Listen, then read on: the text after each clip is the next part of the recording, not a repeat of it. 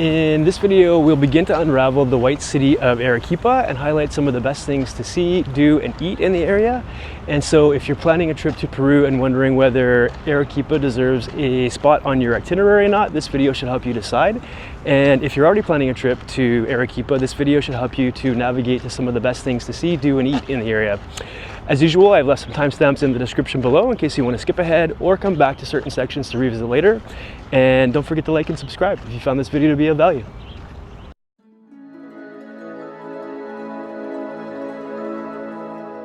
Arequipa is located in southern Peru and was founded in 1540 by the Spanish in a valley that was intensely farmed by pre-Hispanic indigenous communities.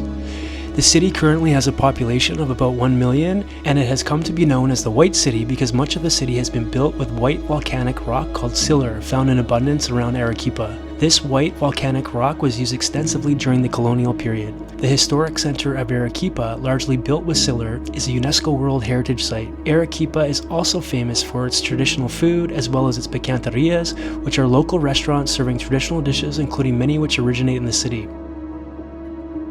Many visitors choose to base themselves in the city for treks to the Colca Canyon or nearby volcanoes such as Misti and Chachani. Arequipa offers a variety of travel experiences for visitors, including history, culture, and nature, which we'll explore in this video as we begin to unravel this beautiful white city in Peru.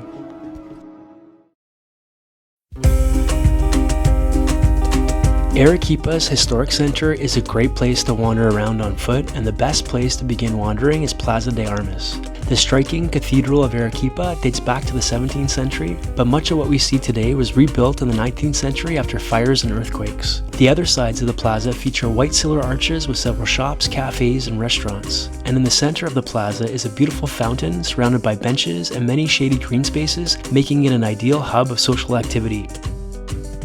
This is one of the most beautiful central plazas I've seen during my travels throughout Latin America, especially when it's lit up at night, which I'll show you in a minute.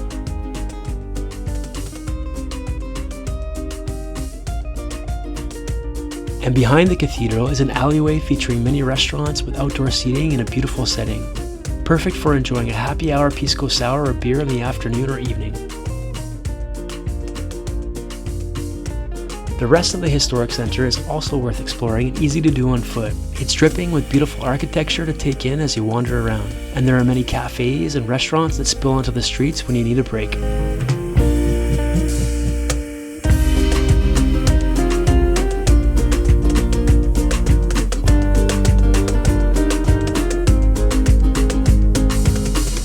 Calle Mercaderes, the main pedestrian-only street, runs right through the center and has many cross streets that are worth exploring on foot.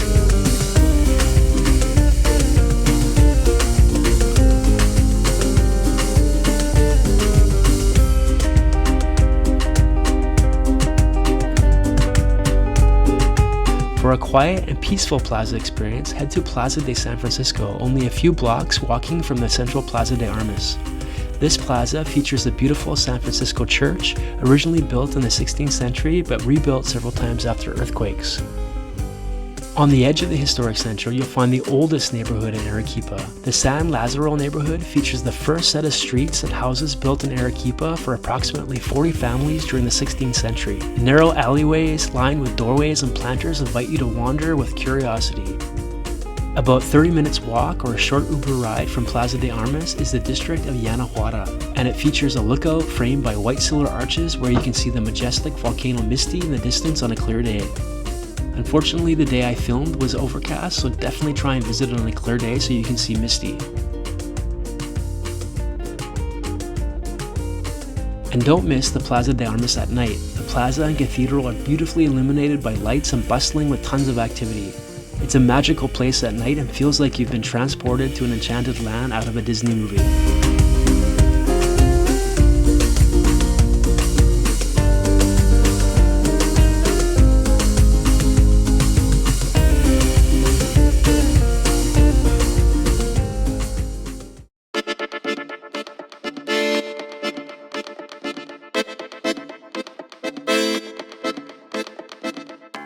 About a 10-minute walk from Plaza de Armas, you can find the central market of San Camilo.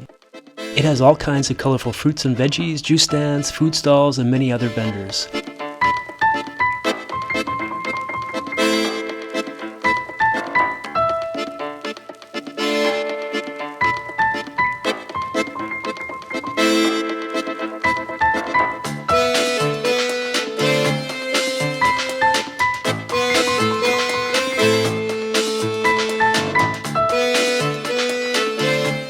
recommend heading up to the second floor to Doña Rosa, where you can watch them make delicious Queso Helado, which originates in Arequipa and translates to cheese ice cream. The reason why it's called cheese ice cream is because it looks like wedges of cheese when scraped from a bowl and served on a plate. It doesn't contain any cheese and it doesn't taste like cheese. It's actually made with coconut, cinnamon, and cloves, and it's super tasty. For a great traditional picantería experience, head to El Mundial Picantería. It has great ambiance, friendly service, huge portions, and reasonable prices. One of the most famous dishes that you can try here is Chupe de Camarones, a traditional stew from Arequipa made with river prawns, cheese, corn, and beans. I also tried the chicharrón de pollo, which is a huge plate of fried chicken, which was also delicious. And don't miss out on the lunch specials that you can find everywhere in the city. These lunch specials, promoted as Menu del Dia, are usually served Monday to Friday from noon to 4 and only cost 8 to 15 soles. They include a starter, main, and drink, and sometimes dessert. It's a great way to try several different traditional dishes at great prices. One of my favorite restaurants is Prana Vegana, offering many vegetarian and vegan dishes, including many traditional dishes prepared without meat. For 15 soles, you get a starter salad, appetizer, main, and drink in a nice tranquil setting. I ate lunch here countless times for a healthy and delicious serving of veggies. For delicious fast food, head to La Lucha Sangucheria. It serves delicious panini-like sandwiches, house-made fries, and many different juices, including chicha morada, a delicious traditional drink made from purple corn. I highly recommend the pollo con piña, or chicken with pineapple, and ask for it picante for a bit of kick. Then head to Plaza de Armas for some queso helado, sold everywhere around the plaza, but served in a cup instead of the cheese-like wedges like we saw in the market.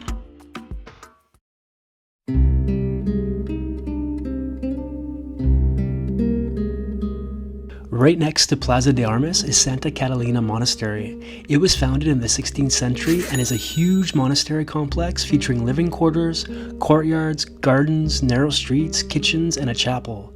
It's really a city within a city, covering 20,000 square meters with several colorful neighborhoods, constructed from volcanic sillar and painted in vibrant colors. A 4-meter high wall around the monastery isolated the nuns from the outside.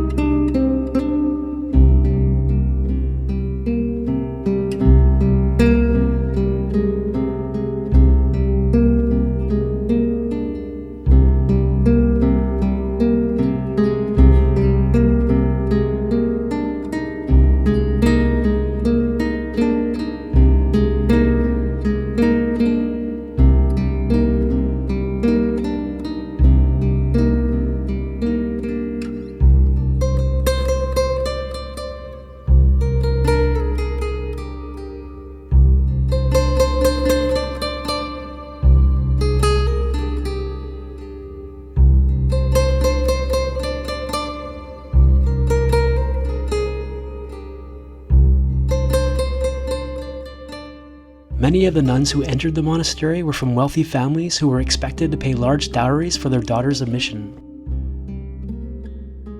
Wealthier nuns were given larger rooms, and some nuns even had servants. During the 18th century, there were over 300 inhabitants, including nuns and servants. I spent more than 2 hours wandering around and exploring this fascinating complex. If you're a lover of history, you will not want to miss this during your stay in Arequipa.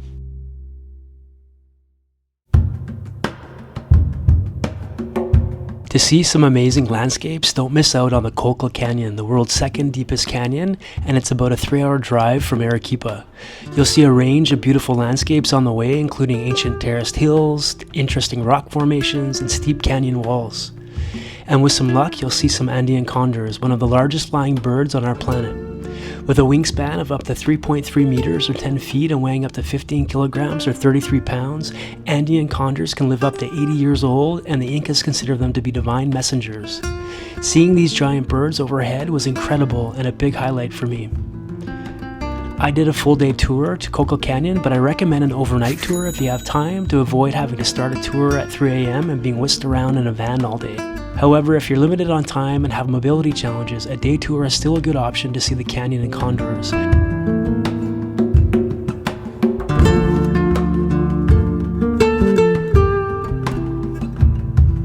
Several tour operators can be found around Plaza de Armas and are generally cheaper than what you can book online for day and overnight tours of the Colca Canyon. And most tours include a stop at some hot springs.